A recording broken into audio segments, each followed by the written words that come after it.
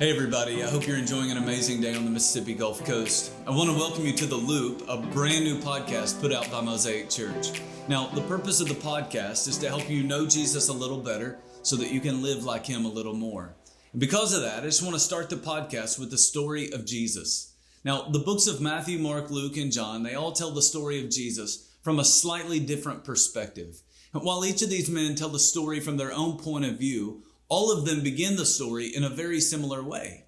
They each start the story of Jesus by talking about a man known as John the Baptist. Now, I love John because John is a man who reminds us of the importance of humility, but he also reminds us about the dangers of pride.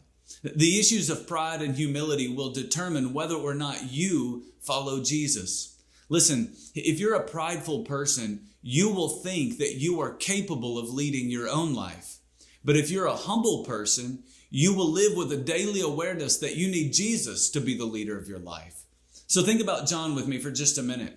John was wildly popular with the people, so much so that the opening chapter of Mark says that the whole Judean countryside and all the people of Jerusalem went out to him. And so John is a guy who has a lot of followers. But one of the things that makes John such an amazing man is that while he was really popular with the people, he never allowed his popularity to make him prideful. John never let people make it all about him. Instead, John always reminded people that it was all about Jesus.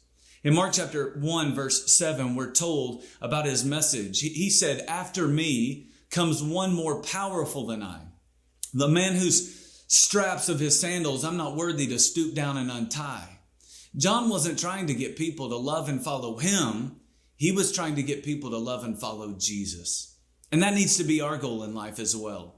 You see, when someone is struggling in their life, we don't need to use our words. We need to use the words of Jesus to encourage them, like words that come out of Matthew chapter 11, verses 28 to 30 that will encourage their spirit.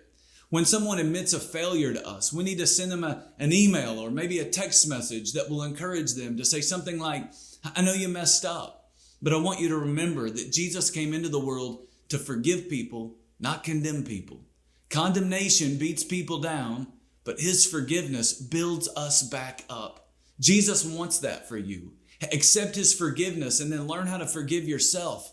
See, you, like John, have been given a platform of influence. Prideful people use their influence to get others to love and follow them. But humble people use that influence to get others to love and follow Jesus.